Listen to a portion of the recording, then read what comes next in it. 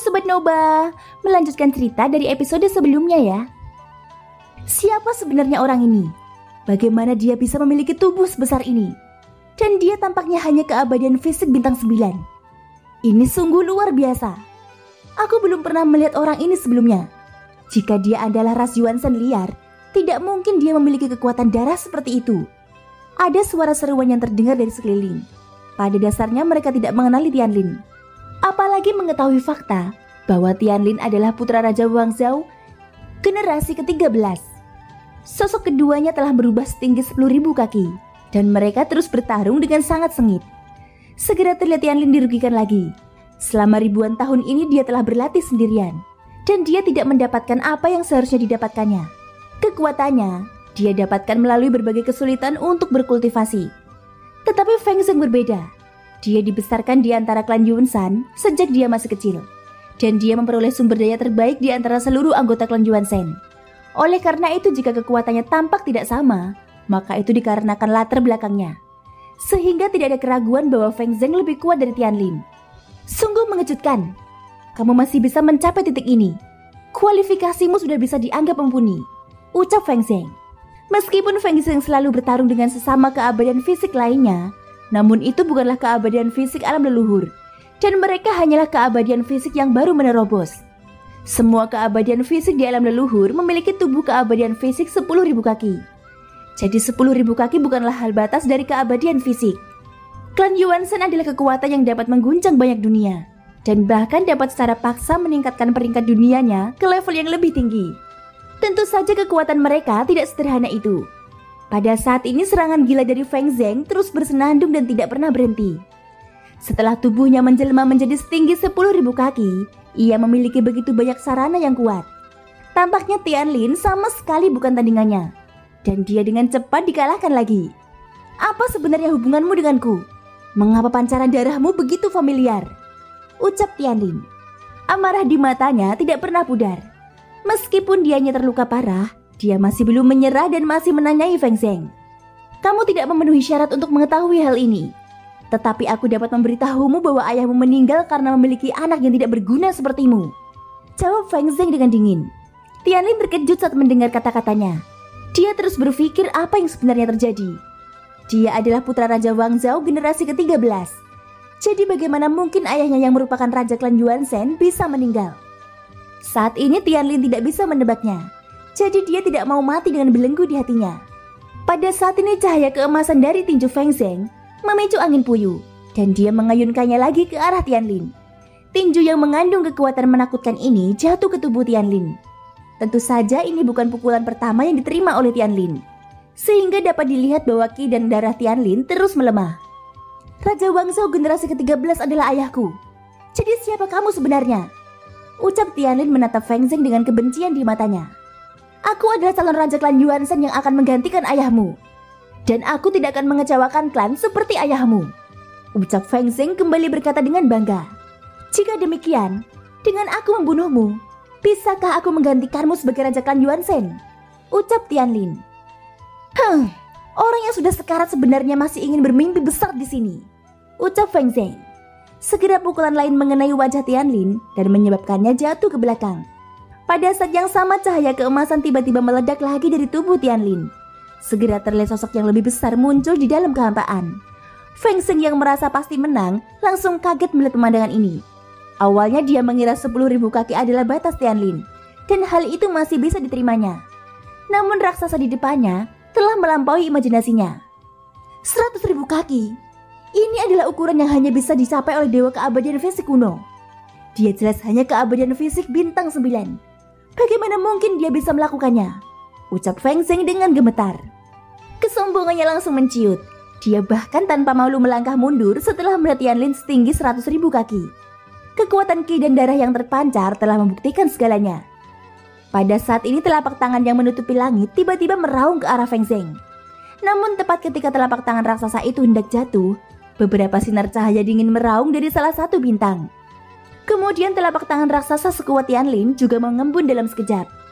Itu mampu dengan mudah memblokir serangan Tianlin. Masalah ini bisa dikesampingkan. Aku tidak pernah mengira putra Raja Wangzhou tumbuh sedemikian rupa. Kupikir kamu sudah lama tewas. Hari ini bisa dianggap sebagai kembalinya dirimu ke klan. Kualifikasimu sangat tinggi. Jika kamu kembali ke klan, kamu juga bisa diberikan gelar raja, ucap sebuah suara tua. Sosok yang muncul ini tidak hanya satu orang, melainkan ada 9 orang. Dari kelihatannya mereka adalah 9 tetua dari klan Yuan Shen. Lihat, mereka adalah 9 monster tua yang tak tahu malu. Bagaimana mungkin aku bisa meninggal kalau 9 lelaki tua sialan ini tidak mengkhianatiku? Xiaoyan melihat pemandangan yang tampak nyata di depannya dan mendengar suara rendah di telinganya. Suara itu berasal dari sosok raksasa yang pernah dilihat Xiaoyan sebelumnya. Mendengar apa yang dikatakannya, Xiaoyan sudah bisa menebak bahwa suara yang terdengar di telinganya seharusnya Raja Wang Zhao. Kembali ke klan. Aku hanyalah orang terlantar yang kebetulan memiliki darah keabadian fisik. Aku di sini bukan untuk memperdulikan klan yang hancur ini. Aku hanya ingin mencari tahu mengapa ayahku meninggalkanku dan mengapa ayahku tewas, ucap Tianlin. Tianlin tertawa liar. Dia terlihat sulit diatur dan sedikit gila. Jawabannya juga membuat 9 tetua itu terdiam sejenak. Meskipun kamu adalah putra Raja Wang Zhao, namun kamu bukanlah orang yang bisa dengan bebas memberontak di dalam klan Yuan Shen kami. Ketahuilah bahwa kami dapat membunuhmu kapan saja, ucap salah satu dari 9 sosok tersebut. Dia berbicara dengan dingin.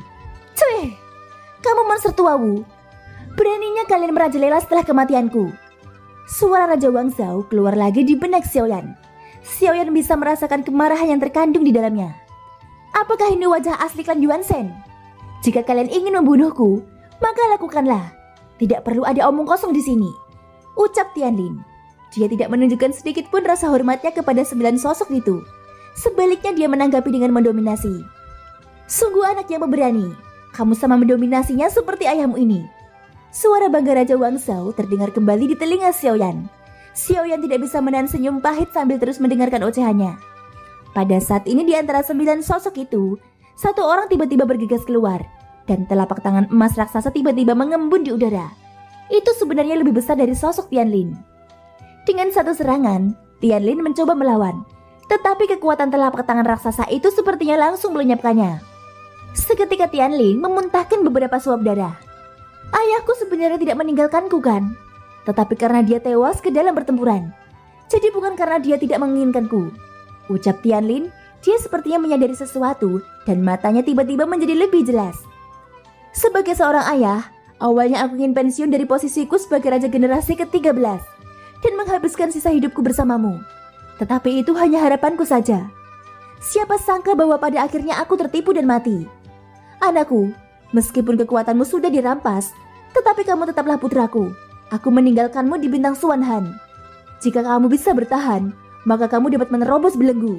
Dan ternyata itu benar-benar berhasil, ucap Raja Wang Zhao.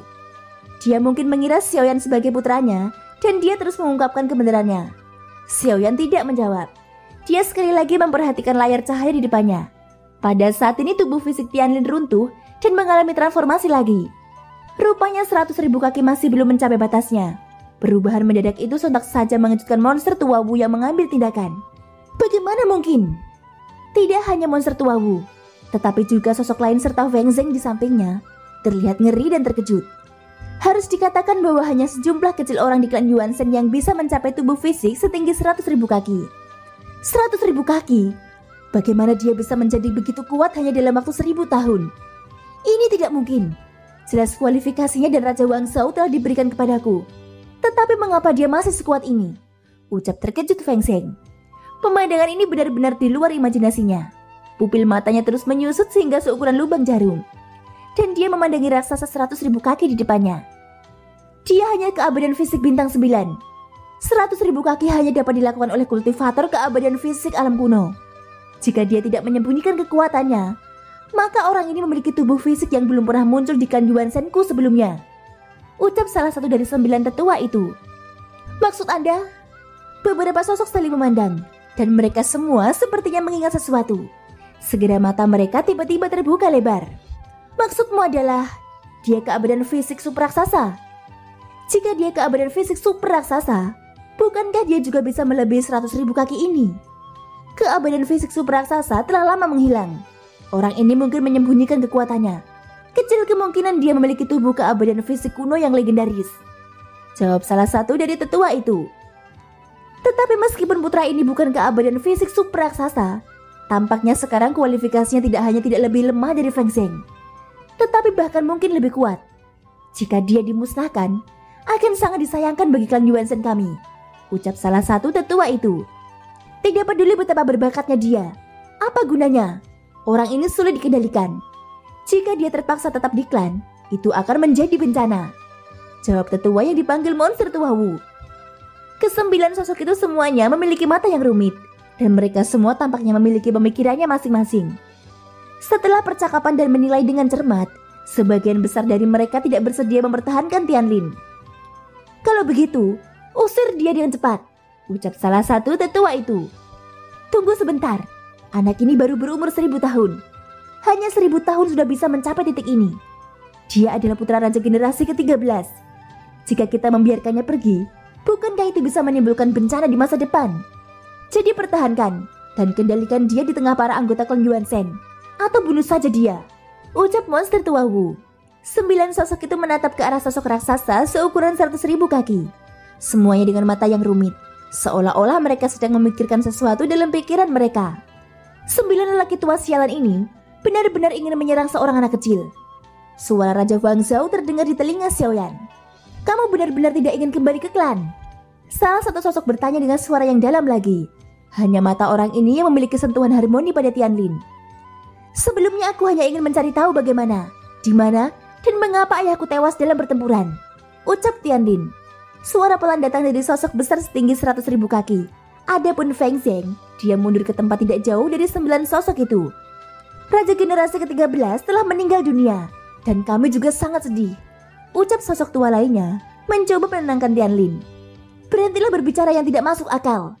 Lakukan saja apa yang kamu mau. Tidak perlu ada sandiwara apapun di sini. Kalau tidak, kamu akan menanggung akibatnya, ucap Tianlin. Sungguh pemberontak yang tidak tahu diuntung. Jawab saja, mau atau tidak, ucap monster tua Wu berteriak tanpa menunjukkan belas kasihan. Tampaknya di matanya, 100.000 kaki bukanlah masalah besar. Aku tidak mau. Jawaban yang keluar langsung mengejutkan monster tua Wu dan beberapa tetua lainnya. Junior, tahukah kamu siapa kami? Tidak banyak orang di seluruh alam semesta yang berani berbicara kepada kami seperti ini, ucap salah satu tetua di antara 9 sosok itu. Dengusan dingin tiba-tiba keluar, dan dia berkata dengan dingin. Jadi apa? Klan Yuan Shen pada akhirnya akan dihancurkan, ucap Tianlin. Jawaban arogan Tianlin membuat 9 sosok itu mengerutkan kening. Kamu memiliki darah keabadian fisik.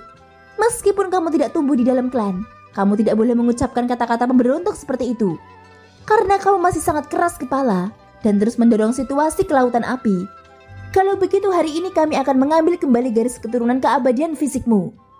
Orang yang berbicara adalah Wu Laogui.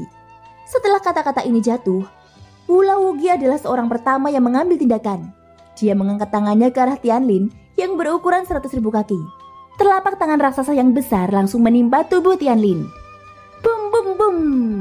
Tubuh fisik Tianlin runtuh dengan cepat. Meskipun dia juga mengayunkan tinjunya untuk bertabrakan dengannya, namun celah besar itu tidak dapat diperbaiki. Kamu orang yang sombong. Meskipun kamu adalah putra Pangeran Zuo, kamu pasti akan mati hari ini, ucap Wu Laogui. Dia melihat tubuh Tianlin terus-menerus meledak dan runtuh. Kekuatan telapak tangan ini melampaui kemampuan Tianlin untuk menahannya.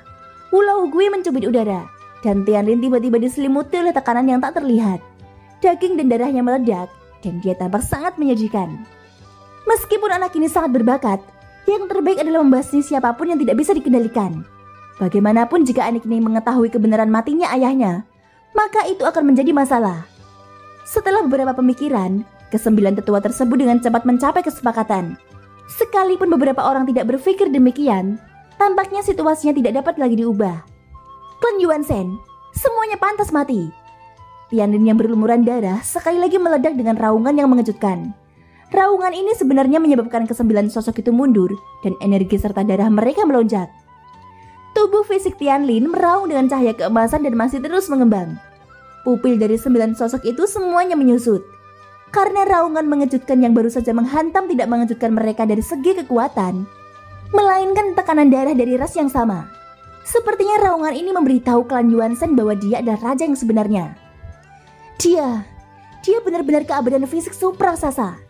Jika dia tumbuh dewasa dan menjadi raja baru dari klan Yuan Shen, Dia mungkin bisa memimpin klan Yuan Shen keluar dari masalah.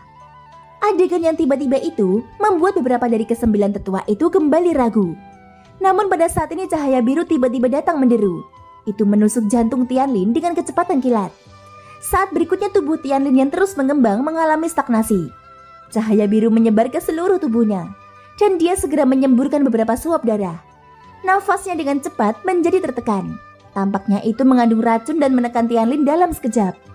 Cahaya biru ini bukan dari monster tua Wu atau tetua lainnya, tapi datang entah dari mana. Tetapi kesembilan tetua itu tampaknya memiliki pemahaman yang diam-diam. Mereka jelas mengetahuinya. Jadi mereka semua diam-diam memahaminya dan tidak banyak bicara. Mereka hanya melihat tubuh fisik Tianlin runtuh dengan kecepatan yang menghancurkan. Tianlin merasakan akhir hidupnya akan segera tiba, dan dia tidak bisa lepas dari kematian hari ini. Setelah 1000 tahun pelatihan panjang, aku hanya ingin menjadi kuat dan mencari tahu kebenaran tentang ayahku.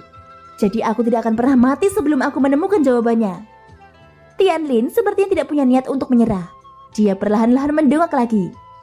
Pada saat yang sama di atas bintang klan Yuan Shen, terlihat sesosok sedang mengintai di sana. Ada segel bintang keabadian fisik yang berkedip di antara alisnya. Tapi selain segel bintang itu, ada juga tanda unik yang lain. Saat Xiaoyan melihat tanda ini, matanya terbuka lebar. "Sizun, dia sebenarnya juga menyaksikan pertempuran ini," ucap terkejut Xiaoyan. Jelas sekali gambar yang muncul di mata Xiaoyan sepertinya dirancang untuk memberitahunya informasi ini. Sizun melihat ke udara. Di seberang kehampaan, dia bisa melihat sosok besar Tianlin yang daging dan darahnya telah runtuh sedikit demi sedikit. Tubuh anak itu sangat bagus. Jauh lebih kuat dari yang kumiliki sekarang, gumam Sizun.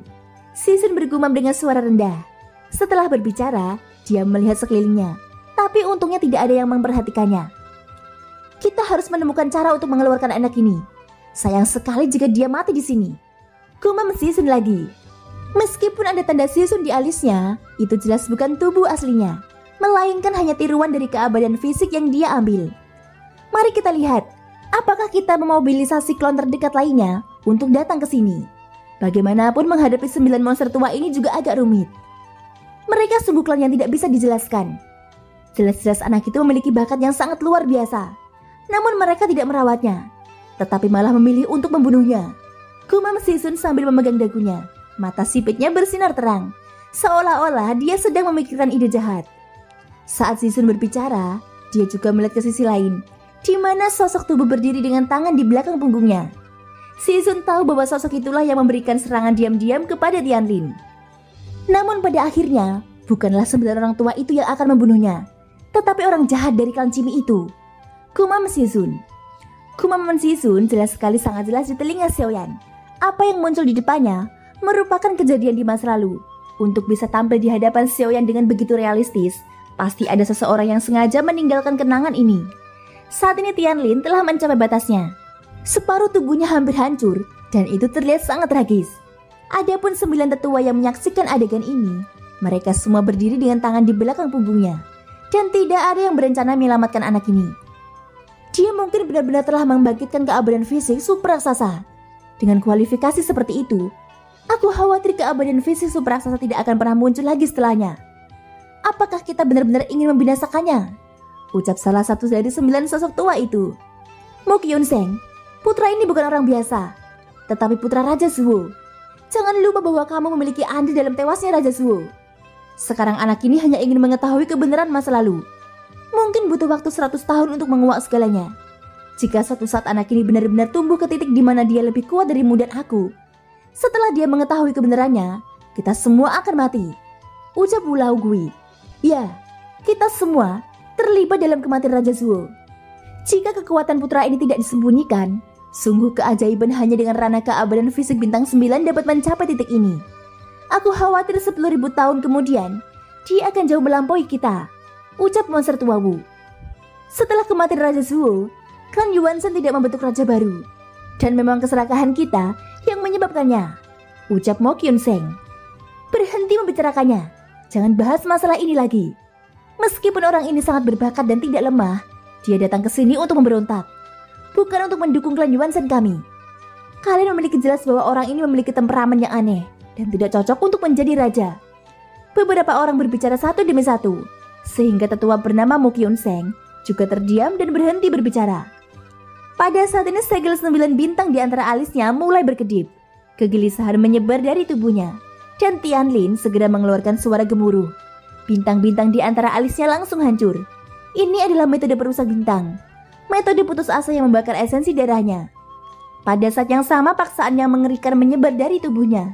Tetapi sebelum meletus, 3 dari 9 sosok itu menghilang. Detik berikutnya mereka muncul sebagai 3 raksasa di depan Tianlin. Sulit dipercaya. Kami keabadian fisik di alam kuno hanya memiliki tubuh setinggi 100.000 kaki. Namun kamu bisa mencapainya hanya dengan keabadian fisik bintang 9. Memang benar membunuhmu adalah kerugian, tetapi juga bisa dianggap menyelesaikan malapetaka. Kamu tidak bisa dipertahankan lagi, ucap ketiga sosok itu. Setelah berbicara, mereka melemparkan serangan gabungan ke arah Tianlin.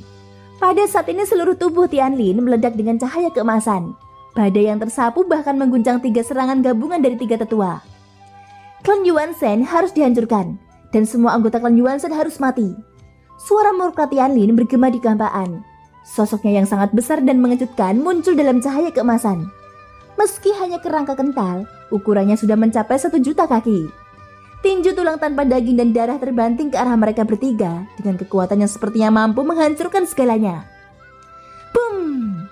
Terdengar suara terdam, dan tubuh ketiga orang itu yang setingginya 100 kaki semuanya terguncang dan terlempar keluar. Apa? Mo Kyun-seng melihat pemandangan ini langsung tercengang. Pupil matanya tiba-tiba menyusut, dan ekspresi keterkejutan di wajahnya tidak bisa lagi disembunyikan. Keabadian fisik super raksasa. Ini adalah kualifikasi yang bahkan Feng Xing tidak dapat menandinginya. Dia pasti akan tumbuh menjadi eksistensi teratas dari klan Yuan-Shen dalam 10.000 tahun. Mo Kyun-seng bergumam dengan suara rendah. Matanya yang menunjukkan sedikit harapan sementara yang lain tampak ketakutan. Mo Kyun-seng, ayo kita bunuh dia bersama-sama. Jangan lupa bahwa terobosan kita ke ranah keabadian fisik alam kuno juga berkat menelan kekuatan garis keturunan Raja Zuo, ucap monster tua Wu. Xiaoyan terkejut saat mendengar ini. Mereka sebenarnya menelan klannya sendiri. Bagi klan manapun, ini tidak diragukan lagi merupakan hal yang tabu. Dia tidak menyangka anggota klan Yuan-Shen akan melakukan hal yang memalukan. Mo Kyun-seng menghela nafas dan menatap Tianlin di udara. Dia sedikit mengepalkan tinjunya dan menunjukkan ekspresi perjuangan di matanya. Selain Mo Kyun-seng, 8 sosok lainnya sudah bergegas keluar dan menyerbu Tianlin yang telah berubah menjadi kerangka setinggi 1 juta kaki.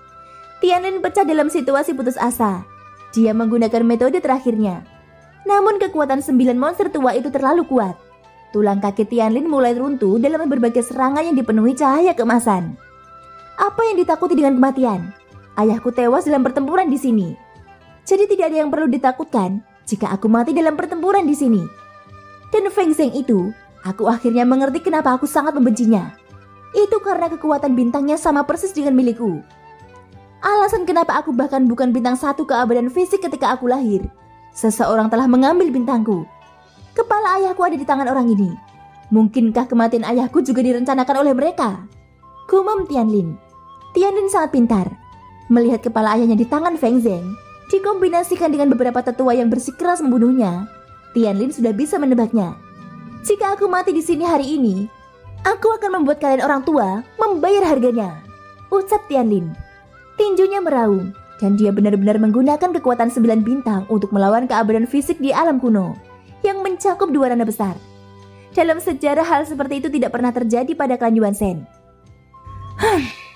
Kamu benar-benar anak kecil yang tak tahu diri dan sangat sombong.